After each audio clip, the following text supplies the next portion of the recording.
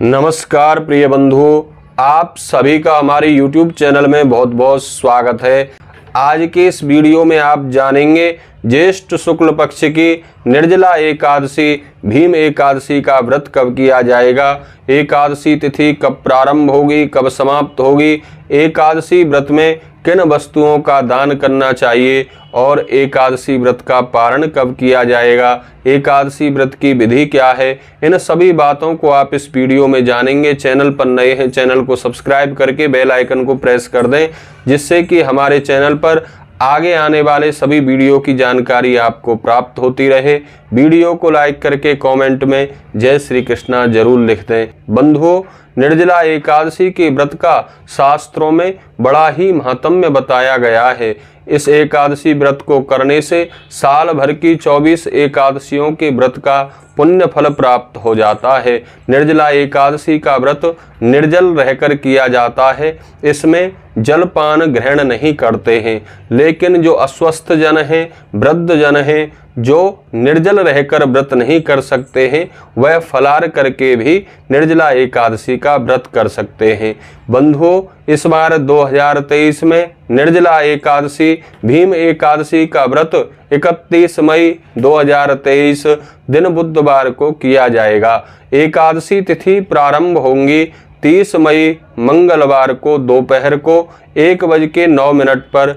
एकादशी समाप्त होगी 31 मई बुधवार को दोपहर को 1:46 पर। उदया तिथि के अनुसार भीम एकादशी निर्जला एकादशी का व्रत 31 मई को करना शास्त्रोक्त है। 31 मई को सूर्योदय होगा सुबह 5:23 पर और सूर्यास्त होगा शाम को 7:13 पर। इस दिन राहु काल का समय रहेगा दोपहर को 12:18 से 2:02 तक। इस समय में कोई भी शुभ कार्य नहीं करना चाहिए। राहु काल एक विशेष अशुभ समय होता है। बंधुओं, एकादशी व्रत का पारण 1 जून को सुबह सूर्योदय के बाद यानी 5:30 बजे से लेकर 10 बजे तक आप निर्जला एकादशी व्रत का पारण कर सकते हैं।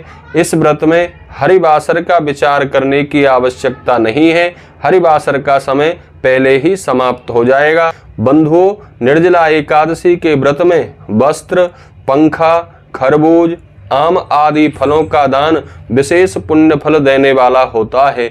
इस व्रत में मीठे जल से भरे हुए कलश का दान करना, इस दिन शरबत आदि मीठे पेय पदार्थों का भी दान करना चाहिए। आइए जानते हैं एकादशी व्रत की विधि।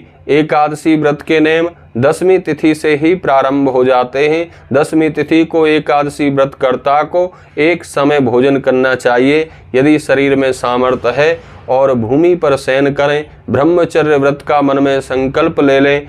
चावल आदि का प्रयोग ना करें। इस प्रकार 10वीं तिथि को रात्रि में भगवान नारायण का स्मरण करते हुए शयन करें। एकादशी वाले दिन ब्रह्म मुहूर्त में उठकर अपने स्नान के जल में थोड़ा सा गंगा जल डालें।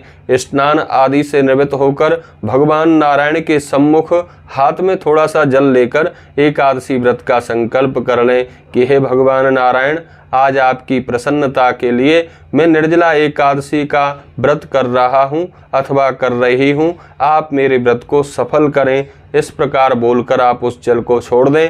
एकादशी व्रत का संकल्प करने के बाद भगवान नारायण की यथाशक्ति पूजा अर्चना करें और भगवान को पूजा में मंजरी सहित तुलसी पत्र अवश्य ही अर्पित करें। भगवान हमारी पूजन सामग्री से उतना प्रसन्न नहीं होते जितना कि तुलसी पत्र से भगवान प्रसन्न होते हैं। याद रहे, रविवार, एकादशी, द्वादशी को तुलसी ना तोड़ें, पहले ही तोड़कर तुलसी रख लें और एकादशी पूजा में भगवान को तुलसी पत्र अर्पित करें। ओम नमो भगवते वासुदेवाय 12 अक्षर मंत्र का अधिक से अधिक जप करें।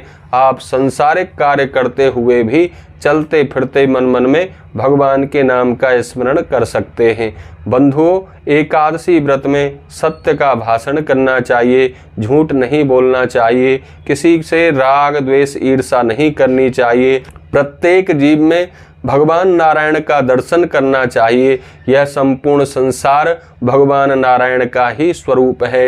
इस भाव से रात्रि में यदि शरीर में सामर्थ्य है तो रात्रि जागरण भी जरूर करें। एकादशी की रात्रि को जागरण करने का विशेष पुण्य फल बताया गया है। अगर आप संपूर्ण रात्रि जागरण नहीं कर सकते हैं तो रात में 12 बजे 1 बजे तक जितना हो सके रात्रि जागरण करें। द्वादशी वाले दिन ब्रह्म मुहूर्त में उठकर फिर उसी प्रकार अपने स्नान के जल में गंगा जल डालकर स्नान करें। स्नान करने के बाद भगवान सूर्य की पूजा अर्चना करें, सूर्य देव को अर्घ्य दें, भगवान नारायण की विशेष पूजा अर्चना करें और यथाशक्ति गरीबों को, जरूरतमंदों को, ब्राह्मणों को दान दक्षिणा देने के उपरांत एकादशी व्रत का पारण करें। निर्जला एकादशी व्रत का पारण तुलसी मिश्रित गंगा जल से करना चाहिए। आप सभी श्रद्धालुओं को निर्जला एकादशी व्रत की बहुत बहुत शुभकामनाएं। नमस्कार, प्रणाम, जय श्री कृष्णा।